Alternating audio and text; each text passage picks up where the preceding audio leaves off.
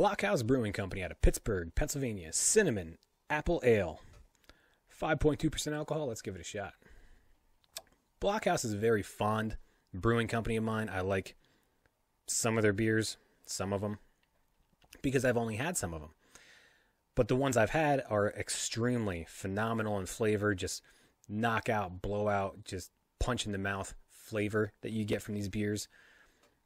And there's some critiquing I've heard of other people that I've recommended these beers to, and they haven't agreed with me. So maybe I'm not doing so good at the reviews. Either way, happy 2020.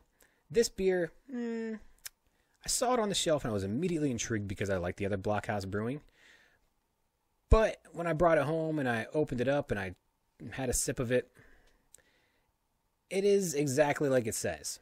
It's an apple cinnamon ale. The ale, not so much of a bite, slight bitterness, but it's an ale and it's actually kind of a light ale. 5.2% alcohol, not high by any means. And it's kind of pleasant. It really is. It's got a nice smooth finish, and that's about it. Now, onto the flavor. Apple, yes, you get some apple. Cinnamon. Let me be clear. It's a cinnamon, but it's almost like a cinnamon challenge cinnamon. It's very dry. It's very almost powdery flavor. It feels like somebody put a spoonful of cinnamon in your mouth after you took a sip of this, just to put the ratio into retrospect. That it's very pungent. It's very strong. It's very dominant in this beer. And I feel as if they could have dialed that back just a little bit. I'm not even saying a lot, just a little bit. It does give you that apple crisp kind of dessert feeling. It's apple, it's cinnamon, it feels crisp. Like the only thing that's missing is the temperature. If it was a warmer beer, you might think that you were biting into something right out of the oven, like an apple crisp. It's just, or hey, who knows? If you eat your apple crisp cold, that's fine too. Who cares? But that cinnamon is so overwhelming, and it's that dry tablespoon of cinnamon right in your mouth. And that's my only critique with this beer. Other than that, it was really good, but the cinnamon is so overwhelming that it made me not completely enjoy it. My drinkability, I could probably see drinking 2, maybe 3. I feel as though this is, even though it's a fruit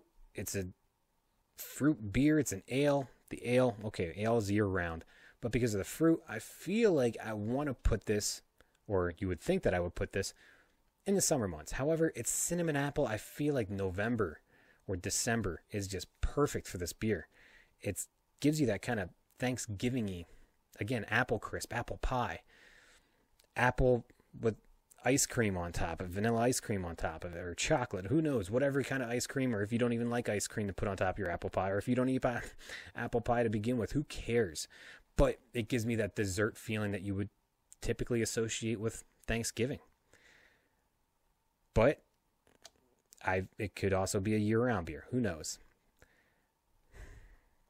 On a scale of 1 to 10, though, I got to give this a 5. It was a lot of expectation from me, and I could have faulted myself for that. But it was that overwhelming sense of cinnamon that they applied to this beer, that they decided to inject into this formula. That was just, who knows?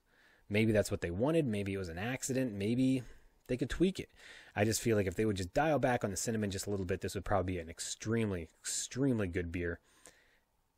And I'd probably go out of my way for it. But that being said, I probably won't come back to this one just because it's way too much cinnamon. But if that sounds like something that you're interested in, then this is your beer. Blockhouse Brewing Company, Cinnamon Apple Ale, 5.2% alcohol.